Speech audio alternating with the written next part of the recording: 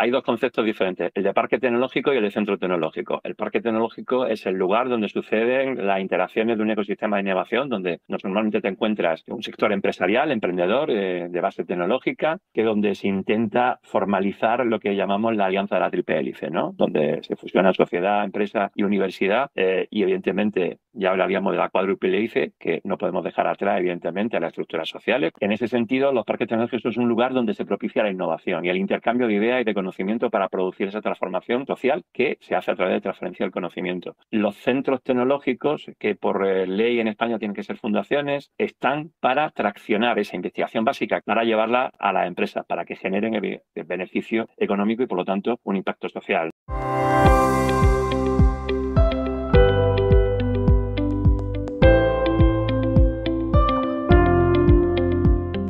En este podcast descubriremos historias de voluntariado y conoceremos cómo diferentes ONGs, fundaciones y empresas de impacto social están ayudando a transformar y mejorar la sociedad.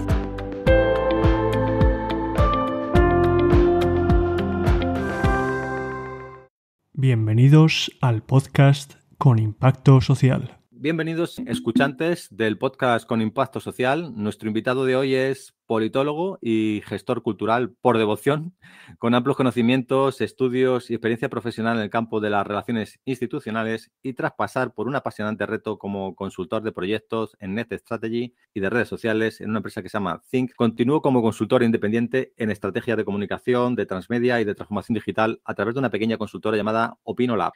Ha sido responsable de comunicación y Project Officer de la Fundación del Parque Tecnológico de Salud de Granada y su vena emprendedora sigue en pie con proyectos en los que participa como The New Garden System. En la actualidad, y tras haber cruzado con este periplo formativo y gracias al máster de Gestión y Tecnologías de Procesos de Negocio y el doctorado en Tecnologías de la Información y Comunicación sobre Blockchain de la Universidad de Granada, actualmente es investigador, doctor del Centro Tecnológico de TIC Andaluz con sede en Granada, Fidesol, la fundación de I+D del software libre, donde ejerce la función de director de innovación y prospectiva. Bienvenido, Paco, y gracias por aceptar la invitación a Con Impacto Social. Pues muchísimas gracias, Ángel, por invitarme y me queda un poco anonadado porque eso de que te le repasen a uno un poco la esencia vital profesional y en la corta, porque he pensado, digo, faltan cosas, pero bueno, asusta, y también eso asusta de los años que tiene uno. Sí, bueno, he tratado de hacer un resumen, ¿no? De hecho, tienes una página personal, ¿no? Donde tienes también un blog y demás, que luego compartiremos para que luego las personas que te escuchen pues te conozcan y sepan más sobre ti, ¿no? Realmente me ha resultado complejo sintetizar tu background y tu experiencia, ¿no? Entonces, bueno, asumo que se han quedado muchísimas cosas muy interesantes fuera. ¿Cuál ha sido un poco tu trayectoria desde tu punto de vista personal y cómo has llegado un poco a Fidesol, a donde actualmente estás trabajando, para conocerte un poco más en profundidad? Pues muchísimas gracias, Ángel. Sí, la verdad es que es difícil a veces hacer un resumen de vida cuando tienes muchas inquietudes, como imagino que tienen todas las personas que nos están escuchando, que por eso nos reunimos en este interesante podcast que tú diriges. Y bueno, te voy a comenzar con un chiste. Muchas veces cuando mis hijas ya son mayores, casi una independiente, la otra a punto de serlo, y me decían cuando eran más pequeñas, pero papá, ¿tú qué eres? Porque cuando me preguntan en el cole a qué se dedica tu padre, muy difícil decirlo. Y entonces me saqué aquella muletilla. El padre es un diletante consultor en muchas cosas, ¿no?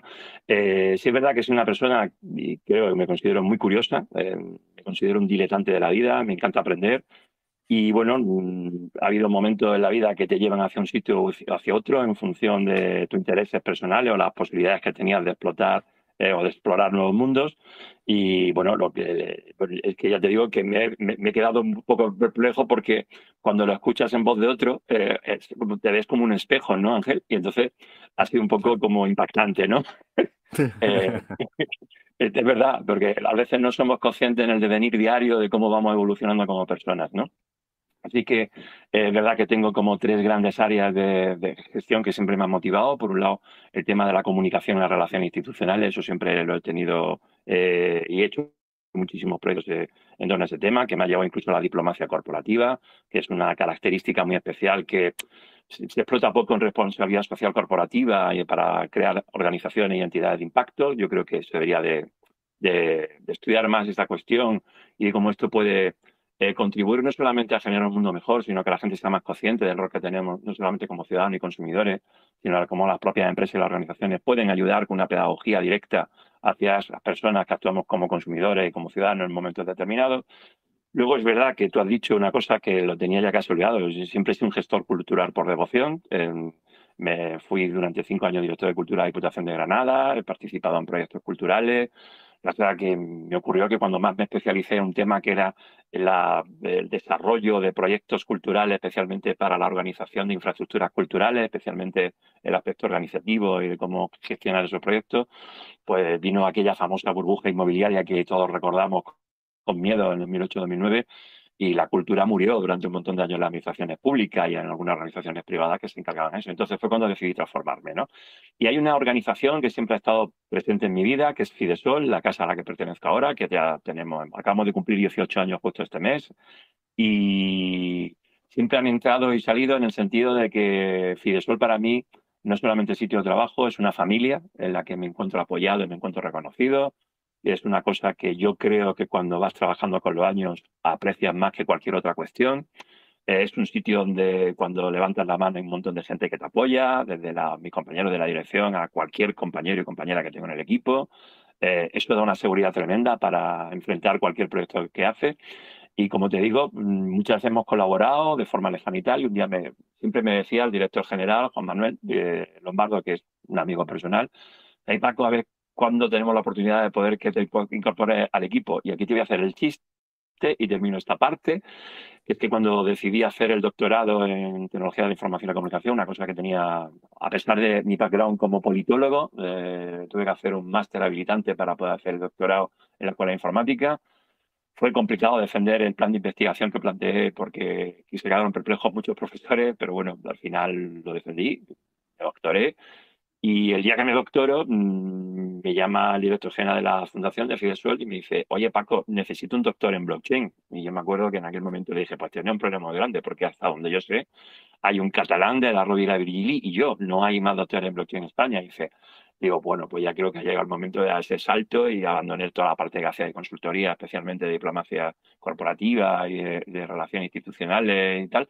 Y el salto y bueno, ya llevo 3 años en la casa y estoy contentísimo de poder aportar mi granito de arena a las cosas que me tocan a mí traccionar como director de innovación en proyectos de inteligencia artificial, IoT, ciberseguridad.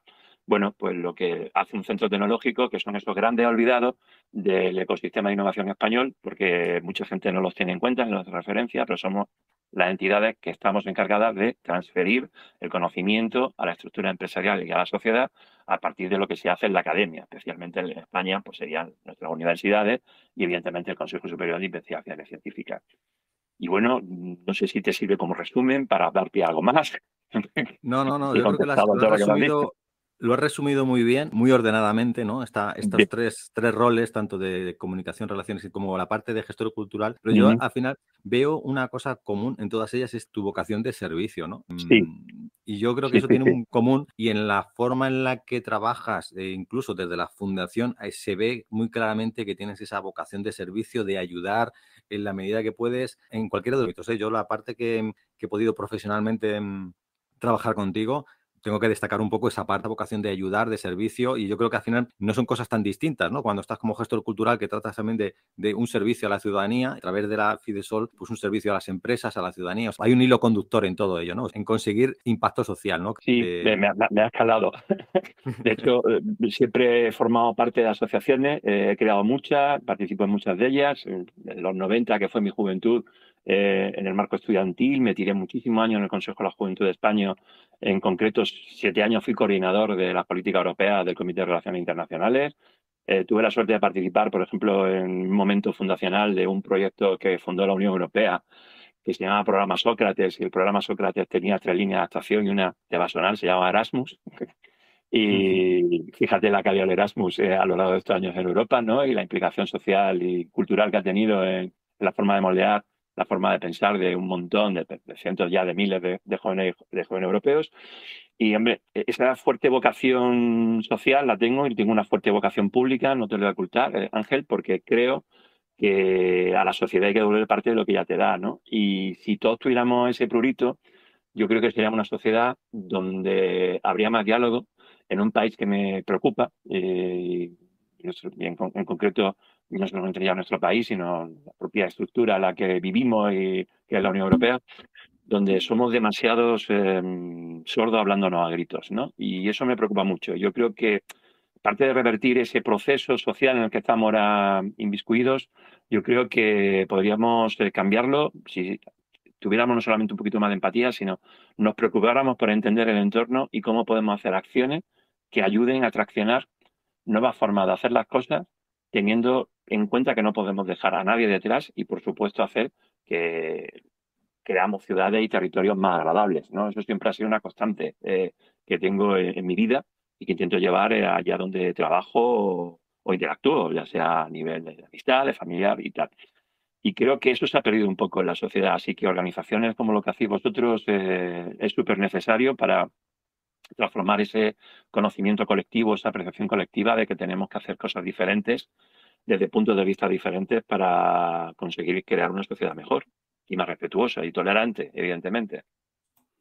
Sí, sin lugar a duda. Estamos bastante alineados en estos valores y en esos objetivos. Así que, bueno, me complace tenerte aquí en el podcast porque veo bastante sinergia, ¿no? Entre tanto en tu forma personal de ver la visión y la sociedad, ¿no? Como intentar poner cada uno de nuestro granito de arena en este mundo. Habla, si quieres, sobre la poca visibilidad que hay de los parques tecnológicos. Hay dos conceptos diferentes, el de parque tecnológico y el de centro tecnológico. El parque tecnológico es el lugar donde suceden las interacciones de un ecosistema de innovación, donde normalmente te encuentras un un sector empresarial, emprendedor, de base tecnológica, en cualquier tipo de vertical de la industria, de tecnología, agri-food, salud, lo que quieras. Y es en el parque donde se intenta formalizar lo que llamamos la alianza de la triple hélice, ¿no? Donde se fusiona sociedad, empresa y universidad. Y evidentemente ya hablaríamos de la cuádruple hélice, que no podemos dejar atrás, evidentemente, a las estructuras sociales, como la que tú representas, Ángel. Y en ese sentido, los parques tecnológicos son un lugar donde se propicia la innovación y el intercambio de ideas y de conocimiento para producir esa transformación social que se hace a través de transferencia del conocimiento. En el concepto concreto de transferencia del conocimiento, los centros tecnológicos, que por ley en España tienen que ser fundaciones, están para traccionar esa investigación básica que se hace en la academia para llevarla a las empresas, para que generen el beneficio económico y, por lo tanto, un impacto social, ¿no? Pero yo creo, como tú bien has dicho y has recalcado durante, que yo creo que las empresas, aparte de generar un ROI, bueno, las fundaciones tenemos la ventaja que por nuestra ADN fundacional, el beneficio que generamos para mantener el empleo y mantener la estructura de los principios fundacionales. La ventaja que tenemos, no tenemos un consejo de administración, por tanto los centros tecnológicos están para ayudar a las empresas a que generen más impacto, pero sí es verdad que en el caso de Fidesol nos gusta más trabajar con empresas que tienen en su ADN la responsabilidad social corporativa, que incorporan la visión SG de su ROI y, por supuesto, que generan impacto social. Porque si no generamos impacto social más allá de la cuenta de resultados, evidentemente no vamos a fabricar nuevos ladrillos con los que construir nuevas herramientas para la sociedad, ¿no? Y eso lo tenemos muy presente. Entonces, el parque tecnológico sería el ecosistema que alimenta a un ecosistema de innovación donde tendría empresas, centros de investigación, startups, empresas más grandes. En el concreto, pues yo que soy de Granada y estamos en el Parque Tecnológico de la Salud, que es un parque tecnológico muy especializado en ciencias de la vida, ¿no? Aunque hay muchas empresas que no solamente pertenecen al sector biotech, sino que también pertenecen al sector TIC en general, por la atracción que Granada tiene en los últimos años al ser un punto de referencia de la inteligencia artificial, por lo menos en el sur de Europa, ¿no? Y entonces, pues esto contribuye evidentemente a crear y lo voy a decir con esta palabra, una maraña de relaciones institucionales, económicas, sociales, culturales, que permite tener una capilaridad que de otra forma sería difícil si no tuviera la figura del parque tecnológico. Los parques tecnológicos se empezaron a crear a finales de los 80 y sobre todo la gran explosión fue en los 90. En España existen, si estuviera aquí Sole Díaz, que es la gerente de la Asociación de Parques Tecnológicos de España, pues me podría decir el número, pero creo que son más de 50 si la memoria no me falla. Y algunos son hiperespecializados, como que te he dicho, de la salud, otros son, por ponerte un ejemplo de otro totalmente diferente, es cómo funciona, por ejemplo, la red de la red de parques tecnológicos de Euskadi, que penetran absolutamente todo el territorio vasco, no solamente una ciudad en concreto, ¿no? Los puedes encontrar a lo largo y ancho de Guipúzcoa, de Vizcaya y de Álava. Por lo tanto, las organizaciones que pertenecemos a esos parques tecnológicos, como el mío, que es un centro tecnológico, y en concreto ya se aterriza Fidesol, lo que hacemos nosotros es un parque, nosotros somos un centro tecnológico especializado en el sector TIC, en tecnología de la información y la comunicación, el único andaluz. Somos una fundación la que trabajamos ya más de 150 personas, donde estamos aproximadamente unos 15 doctores y doctoras, donde la mayoría de la gente es ingeniera, todas las personas que trabajamos ahí somos ingenieros, desarrolladores, arquitectos de software, y lo que hacemos es crear soluciones innovadoras basadas en desarrollo de software de cualquier tipo, con la idea de hacer cosas nuevas que aporten rendimiento a las empresas, tanto en sus procesos o procedimientos internos, como la capacidad de llevar un producto o servicio al mercado, ¿no? Y eso, pues, nos enorgullece mucho, porque que se acerque a alguien de una empresa, tanto la pequeña pyme como la pequeña startup, que tiene una necesidad y le podemos ayudar, como las multinacionales con las que llegamos a trabajar, pues, ¿qué quieres que te diga? Nos ayuda a que cada día cuando lo levantamos a esforzarnos más en nuestro trabajo para hacer cosas que permitan cambiar la vida de las personas, ¿no? Y no sé si te contesto así o necesitas que entre más en detalle de algo. No, no, creo que lo has sintetizado muy bien. Por ejemplo, comentabas un poco que, por ejemplo, en Granada es un nuevo hub o se pretende ser un hub de inteligencia artificial, ¿no?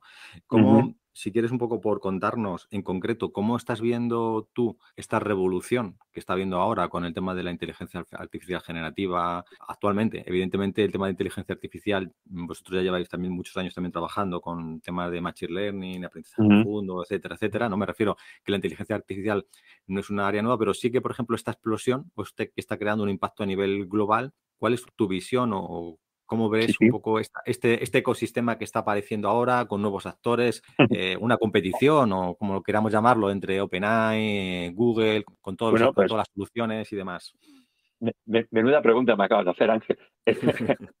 Voy a intentar explicarte en una doble perspectiva. Me has explicado un poco de cómo impacta la IA en un entorno como el de Granada. Hombre, en Granada tenemos la suerte de tener una universidad centenaria, ya va a cumplir 500 años en el 2034, si la memoria no, no, en el 2033, perdón. Y 500 años de historia dan para... Pero tenemos una escuela de informática que es referencia a nivel internacional, a nivel europeo siempre está en el ranking compitiendo con el Politécnico de Delft, con la Politécnica de Zúrich, incluso con la Universidad de Oxford, por lo cual pues siempre es motivo de orgullo. Aquí hay gente investigadora de primer nivel.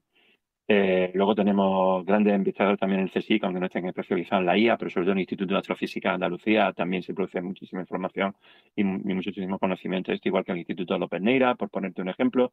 Y luego hay muchísimas empresas que nacieron en su momento, como mi centro tecnológico, empresas que llevan ya muchísimos años en Granada, que han hecho una apuesta por la IA. Y esto, evidentemente, si tú tienes un lugar donde estás creando talento, pues llama la atención de aquellas empresas que entienden que el talento se puede reclutar directamente en el sitio y además si se producen las condiciones adecuadas para que se quede allí y que tú puedas venir. Y ahora tenemos un ecosistema donde hay muchísimas empresas de carácter internacional que tienen aquí sede, desde, por ejemplo, por citar alguna de las grandes y sin ánimo de dejarme ninguna atrás, de Systems o Entity Data o Unit4, bueno, Alight, es una empresa que tiene aquí trabajando a casi 2.000 personas en Granada, ¿no? Entonces, eso proporciona un caldo de cultivo para que otro tipo de empresas haya un entramado de ecosistema de pequeñas empresas, pequeñas startups que hacen ya cosas muy de nicho, ¿no? Entonces eso se convierte en una atracción, un poco como lo puede ser, por ejemplo, el caso de Málaga con la ciberseguridad o, bueno, el tema industrial que siempre de puntero que ha tenido Euskadi, ¿no? Entonces, yo creo que los territorios van buscando un hueco y aquí sí se ha generado un ecosistema que llama la atención, por ejemplo, del Fondo Soberano Emiratí, que tienen, aparte de mucho dinero para hacer muchas cosas, tienen un proyecto, bueno, tienen un centro que es el Adia Lab para proyectos de tecnología disruptiva, especialmente la inteligencia artificial, y han decidido poner el centro europeo, lo quieren poner aquí en Granada. Entonces, yo creo que eso es fruto también del esfuerzo colectivo de una ciudad y de su tejido social y intelectual y sobre todo productivo para, evidentemente, llamar la atención. Dicho esto, me has preguntado sobre hacia dónde va la IA. A mí siempre me gusta recalcar cuando doy clases que la inteligencia artificial no es nada nueva, es una tecnología que ya está, vamos a decir, muy a nivel teórico, muy, muy estudiada, que bueno, podemos situar para no meternos en líos, en la década de los 50 del siglo pasado. De hecho, ha hablado antes de redes neuronales. Es curioso porque cuando se habló del perceptrón en su momento y tal, todo lo que llamamos deep learning, no había los requerimientos técnicos ni la capacidad de adquisición de datos para que en un momento determinado eso fuera viable. Y hubo una regeneración, por decir, del deep learning a partir del 2012. Y sí es verdad que, aparte de las técnicas de machine learning, la IA tiene una ventaja, es que tiene modelos algorítmicos muy, muy afianzados, muy conocidos, sobre los cuales trabajar y hacer evolutivos, con lo cual a través de iteraciones puedes conseguir nuevos modelos, combinando unos con otros. Pero sí es verdad que ahora, con el modelo OpenAI, que es lo que me estabas preguntando, GPT y tal, yo muchas veces he hablado con compañeros y amigos de la universidad, no solamente de Granada, sino de Salamanca, de Oviedo, etcétera, o del OPC, y me dicen, es que esta emergencia de las IA generativas a partir del verano del año pasado, no éramos conscientes de que iba a llegar tan rápido y que iba a venir. Entonces yo creo que se produce, Ángel, un doble factor. Por un lado, estamos en un momento de hype por todo lo que está pasando con ChatGPT, que me preocupa, y ahora te diré cuando termine esta parte, si te parece, hablamos de otra cosa. Todo lo que está pasando con con la inteligencia artificial, antes de que seamos capaces de haberlas domeñado en un punto en el cual pudiéramos controlar el cómo podemos evitar sus sesgos, tanto los explícitos como los implícitos. Eso me preocupa mucho porque antes de que tuviéramos claro lo que podía ser una inteligencia artificial confiable o autoexplicable, ha llegado la IA generativa. En un momento yo creo que tenía que haber esperado 3 años para que hubiéramos saber algo más sobre cómo mitigar los efectos de caja negra, cómo el impacto ético y normativo, la regulación, va a tener algún tipo vamos a decir, de impacto en la toma de decisiones de su diseño, ¿no? Entonces, yo sí te diría que a mí lo que más me preocupa ahora mismo de la IA, de los modelos de IA, es que yo creo que la IA que tenemos, a pesar de lo que puede ser contrafactual lo que te voy a decir, pero yo creo que tenemos un modelo de IA que es de baja calidad, básicamente porque todavía tenemos un gran problema desde el punto de vista de estructuración de datos, y es que los datasets con los que trabajamos suelen ser de mala calidad. La mayoría de los procesos, y cualquiera que se dedica a proyectos de inteligencia artificial, trabajar con los datasets, especialmente con los procesos de ETL, que no me voy a meter aquí, son los que determinan la calidad del modelo de inteligencia artificial que tengamos a futuro. Y tú me dices, vale, Paco, pero hay muchas cosas que funcionan. Dices, sí, pero yo te podría decir, pero podrían funcionar mejor y podríamos haber aprendido mucho mejor a hacerlos mejor. Por tanto, es un problema casi dicotómico, porque según cómo tomas la decisión te afecta de otra forma. Y ahora, pues dices tú, ChatGPT, pero es que ya, por ejemplo, Google acaba a través de DeepMind, acaba de meter todo en un mismo saco. Ya sabes que ha salido Perplexity, no sabemos exactamente cómo va a funcionar Gemini, más todo lo que evidentemente Apple estará preparando, que no está comentando, y algunos proyectos de Microsoft que sé que se están parando, y más lo que están haciendo otras multinacionales tipo IBM. Y aquí pues no sabemos exactamente qué va a lanzar China, por ejemplo, porque China en esto tiene bastante opacidad desde el punto de vista de cómo trabaja con la gestión del dato. Entonces, estamos en un momento que intuyo grandes cambios, Ángel, que algunos cambios no sabemos todavía cómo van a afectar, pero que ya están teniendo un impacto social. Y a modo de colorario, si me permite, está pasando una cosa muy divertida, con, por ejemplo, ChatGPT. Hay grupos en todo el mundo, cuya diversión es confundir a ChatGPT, es decir, desentrenar el modelo. Entonces, y me dices tú, ¿cómo podemos hacer para percibir o revertir ese tipo de cuestiones? Pues una discusión que hay encima de la mesa, y no sabemos exactamente cómo trabajar con ello. Y me callo. Sí, estoy de acuerdo contigo, porque al final a mí también es una de las cosas que siempre, como con cualquier herramienta tecnológica, ¿no? Siempre hay gente que la utiliza con buenos fines y con malos fines, ¿no? Entonces, siempre estamos con ese doble uso, ¿no? Y a mí también, cuando alguien intenta decir, voy a decirle a ChatGPT a equivocarle para que no sepa sumar, o hacer cosas para que haga las cosas mal, Sí. digo, pues la gente parece, en vez de tener ese espíritu constructivo en las cosas, hay Sí. gente, hombre, hay gente que lo hace con fines de ciberseguridad, de decir, oye, Sí. a ver si realmente tiene algún tipo de vulnerabilidades, que bueno, está bien, que el tema de los sesgos y el tema del dataset, pues es un tema importante, muy interesante, sobre todo Vale. porque a nivel europeo, que ya haya iniciativas de inteligencia artificial generativa propias que se puedan ejecutar a nivel local. Pues te cuento, han desaparecido 2 topics que estamos preparando un proyecto con otra gente sobre el tema de inteligencia artificial trustworthy, ¿vale? Y de repente ha desaparecido porque se han metido 3 topics nuevos. Bueno, se han metido que se van a financiar 3 proyectos nuevos con 2 topics diferentes y uno nos ha dejado un poco perplejo metiéndolo dentro del Cluster 4. El principal es que se van a financiar 2 proyectos de generación de 2 LLM europeos, ¿vale? Y se van a destinar 56 millones de euros para el entrenamiento de esos 2 LLM. Básicamente va a ser, evidentemente, 2 grandes entidades que propiciarán el entorno de un ecosistema, ¿vale? Para poder presentar el Horizonte Europa. Y luego hay una cosa más friki, que es que a través del Cluster 4 se va a financiar la creación de un gravímetro de vacío cuántico, yo creo que es importante. Creo que no es el sitio para financiarlo, que eso debería la Unión Europea haber sacado directamente una subvención directa, porque en Europa solamente hay 2 entidades que pueden tener la posibilidad de crearlo. Y la pregunta, ¿para qué es un gravímetro de vacío cuántico? Pues imagínate, para hacer mediciones muy, muy, muy exactas y muy precisas para temas de reactores nucleares, especialmente para proyectos de fusión de ITER que tiene ahora mismo con los proyectos que se están poniendo en marcha, aparte del tokamak de Cadarache en Francia, y sobre todo para lo que se pueda hacer en tecnologías cuánticas, que no solamente son la computación cuántica, como la comunicación cuántica, por ejemplo, ¿no? Donde nos estamos jugando, evidentemente, la soberanía tecnológica de Europa en los próximos 25 o 30 años, ¿vale? Pero se van a generar 2 modelos de LM financiados por el Horizonte Europa, ¿vale? Acabo de recordar Mistral, un LM, una organización francesa. Usted puede descargar el modelo, lo puedes ejecutar a nivel local. Interesante. Y que tú puedas entrenar un propio modelo desde el punto de vista, sobre todo este tema que estás comentando de la calidad del dato, de que tú puedas entrenar con tus propios datos. Es un modelo que se puede un poco customizar, ¿no? En ese sentido, sí. Y me parece bastante potente en el sentido de que abre un montón de posibilidades. No sé si esto que estás comentando va un poco en línea con financiar alguno de estos proyectos o basado en estos... Sí, te cuento, ¿no? Porque ahora están haciendo también la capacidad de entrenar modelos LLM, que son modelos más cortos, con un metalenguaje muy propicio, ¿vale? Mucho más fáciles de acotar en relación a determinados verticales o nichos, ¿no? Que era una cuestión lógica, hacer subconjuntos de los LLM, ¿no? Con lo cual el entrenamiento va a ser mucho más fácil.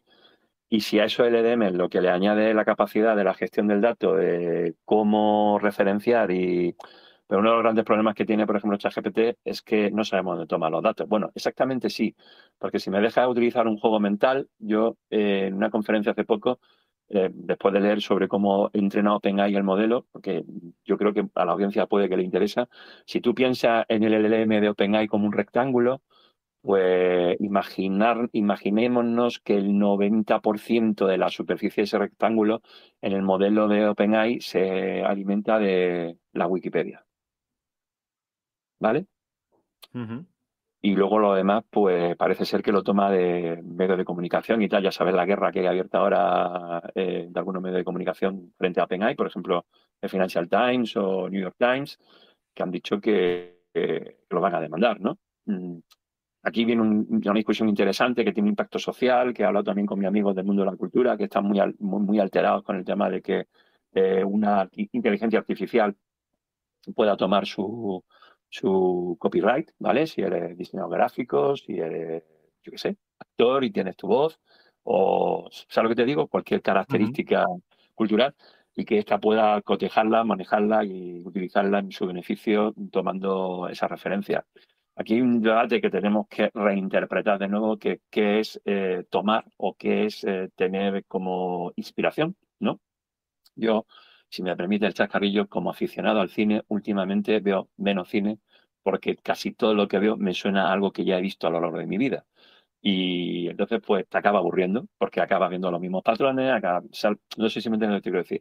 Sí, Tenemos que hacer ahora mismo un debate social que tiene un calado ontológico mucho más allá de lo que hemos hecho hasta ahora, y no solamente en el ámbito de la cultura, sino que creo que va a afectar a cómo vamos a redefinir un montón de taxonomías sociales, políticas y económicas, ¿no?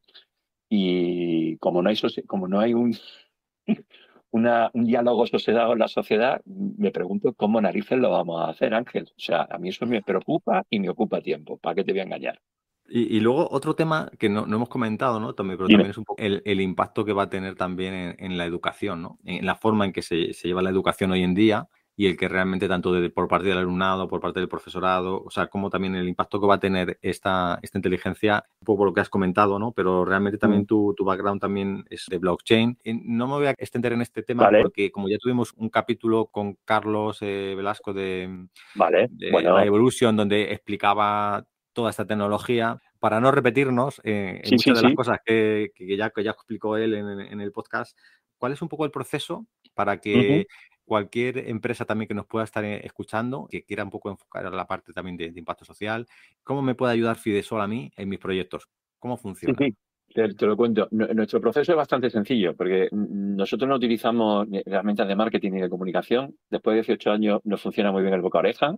Nosotros ya no tenemos clientes, tenemos amigos. Sé que suena a marketing, pero es la verdad porque la forma como tenemos de trabajar nosotros es empotrarnos en el día a día de la empresa para la que vamos a hacer algo, porque entendemos que ella pone en nuestras manos parte de su core, ¿no? De lo que quiera hacer o lo que quiera llevar al mercado. Básicamente, normalmente, cuando aparece un cliente, alguien con un requerimiento, es porque sabe que no hay nada de eso en el mercado, o porque habiendo algo en el mercado no le satisface y necesita hacer algún tipo de iteración o algún tipo de innovación que le crea un valor añadido a su necesidad interna o de venta de productos o servicios. Y por lo tanto, lo que nos ponemos es siempre a analizar cuál es la situación de partida, qué es lo que pretenden hacer y cómo podemos ayudarlos. Hay dos formas básicas normalmente de que le ayudemos a una empresa. Una empresa tiene una necesidad, viene, le hacemos un presupuesto, entendemos sus necesidades, eh, nos metemos en su mente, digamos, en su cultura de empresa y desde un punto de vista de consultoría, hacemos un proceso mediante el cual le ayudamos a decidir cuál va a ser la mejor tecnología. Una ventaja que tiene un centro tecnológico, y en el caso concreto nuestro, que tú antes referenciabas, nosotros apostamos por dos cosas, la innovación abierta y el open source, el código abierto. Entonces, eso significa también que somos agnósticos en cuanto a la tecnología que le vamos a recetar a una empresa, porque no tenemos que pagar licencias, ni tenemos que licenciar a nadie, ni le debemos nada a nadie. Entonces, nosotros vamos a intentar buscar siempre la solución que sea la más integral e íntegra para la empresa que acude a nosotros, o empresa u organización o institución. Y otra posibilidad que puede haber es que tú tienes tu presupuesto para poder destinarlo para la necesidad que tienes y evidentemente llegamos a un contrato y hacemos el servicio. Y otras veces me dice, nos puede decir la empresa, mira, me gustaría hacer esto, pero no tengo ahora mismo la capacidad económica. Pues podemos buscar también a través de las ayudas de innovación que hay a partir de las comunidades autónomas, en el caso nuestro, la Junta de Andalucía, o el Gobierno de España o la Unión Europea, pues para llegar a ver cómo podemos presentar un proyecto que pueda ser viable y se pueda presentar para que sea financiado, ¿no? Bien sea pues las típicas ayudas que saca el CEDETI, la Agencia Estatal de Investigación, o como tú bien sabes, Ángel, en los últimos tiempos somos bastante buenos en el tema de las compras públicas innovadoras, lo cual nos permite traccionar innovación que tiene otro impacto doble, porque ya no solamente vas a crear un producto o servicio que vas a vender tú una vez que termine el proceso de gestión que nos lleva a crear ese producto o servicio, ese modelo de la compra pública innovadora, sino que también vamos a ayudar a la administración pública, bien a generar un mayor beneficio interno, porque le vamos a ayudar a generar el nuevo modelo de procedimiento interno, o porque la propia administración pública, lo va a utilizar para que la relación con los administrados, es decir, con nosotros, sea mejor. Por lo tanto, la compra pública innovadora también es un cauce por la cual se puede encajar, pero existen una serie de ayudas con las que podemos trabajar en un momento determinado.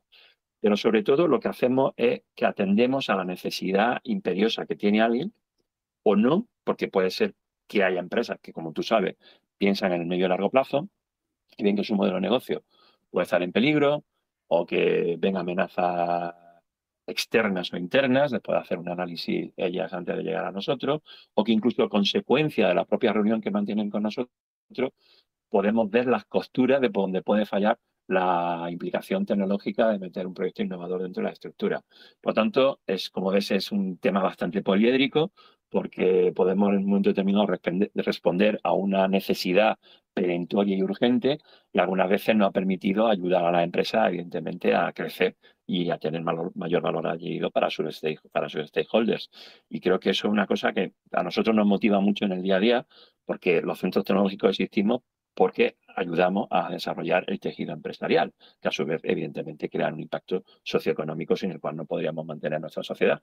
Y entonces es un proyecto una retroalimentación continua que pues yo te lo digo de verdad, me gusta lo que hago, me encanta lo que hago, y cuando somos capaces de llevar a puerto un modelo, un prototipo o un TRL9, es decir, que lo podemos llevar ya a mercado, pues ostras, pues es muy gratificante, porque no te digo ya cuando lo haces por una institución que tiene un impacto social en el entorno, ¿no? Entonces ya es, como diría el Quijote, miel sobre hojuelas, ¿no? Entonces, esa es la forma en como normalmente solemos traccionar los proyectos cuando llegan a través de las empresas, cuando llaman a nuestra puerta. Has hablado de TRLs. Para aquellas personas que no conozcan Perdón. lo que es Sí, un TRL, porque muchas veces los que estamos en este entorno sí que conocemos sí. este concepto, pero a lo mejor fácil que la gente sepa la madurez que tiene tecnológica. Pues me va a permitir que explique el chascarrillo de por qué hablamos siempre de TRL, ¿no? Esto fue un invento de la NASA en un momento determinado, cuando la misión Apolo, porque, claro, los proveedores, imagínate, era una carrera espacial frente a la Unión Soviética y se hacían cosas pues que los patrones de calidad no eran precisamente los mejores, ¿no? Y cuando se encargaba un proyecto a través de un contrato, pues no estaba claro qué era un prototipo y hasta dónde llegaba el prototipo de prueba, el prototipo de concepto, el prototipo de entorno real. Con lo cual, pues la NASA inventó un sistema, una codificación, que son 9 TRL, el 1 que es desde la conceptualización idea básica, al 9 que es llevar el producto o servicio al mercado, es decir, con el celofán puesto para que lo puedas utilizar. Entre medias hay muchos TRLs, pero digamos, para que la audiencia entienda, lo más difícil siempre es saltar de un 4.5 a un 6.7, porque ya estamos hablando de validación del prototipo que funciona en el laboratorio, ya lo empezamos a hacer con pruebas o sea, con datos reales o en entornos reales, que ya sería el 8, que ya es cuando prácticamente, es decir, si tú has superado ya el TRL8, que es el penúltimo, significa que lo que tienes ya prácticamente lo tienes dispuesto a comercializar. Y por lo tanto pido disculpas por haberlo dicho con esa facilidad, pero un TRL9 es un producto o servicio puesto en el mercado para que cualquier entidad, persona o consumidor pueda utilizarlo a sus anchas, ¿no? Pero viene de la NASA. O sea, me gusta siempre recalcar que esto fue fruto de la carrera espacial para que todo el mundo tuviéramos como claro que es una cosa y que es otra. Aunque, Ángel, supongo que habrá discusiones como las mías en mi equipo de cuándo pasas de 5 a 6 o pasas de 6 a 7, pero eso daría para un programa entero. Bueno, pues muy bien, pues te agradecemos todo este resumen que nos has hecho, todas las explicaciones para dar un poco visibilidad tanto de vuestro centro tecnológico, Fidesol, que me parece súper interesante y realmente creo que creáis un impacto muy grande, de impacto social. Agradecerte tu tiempo, ya pondremos en las notas del programa también los links a la fundación y a tu link personal también para que te conozcas también personalmente. Ha sido pues un placer, como siempre, charlar contigo, Paco. Pues Ángel, muchísimas gracias a vosotros por primero permitirme hablar de Fidesol y sobre todo pues ayudar en lo que haga falta para que el proyecto que representáis pues pueda crecer todo lo que se merece. O sea que a vuestra disposición siempre que queráis. Espero que nos encontremos en proyectos futuros. Muy bien, muchas gracias. Un abrazo, Paco. Un abrazo, Ángel. Gracias. Este podcast es posible gracias a IDAPIS, el Instituto para el Desarrollo de Aplicaciones Tecnológicas de Innovación Social, una organización sin ánimo de lucro de ámbito nacional impulsada con el propósito de crear un impacto positivo en la sociedad para lograr un mundo mejor a través de la educación, la investigación, el desarrollo y la innovación social.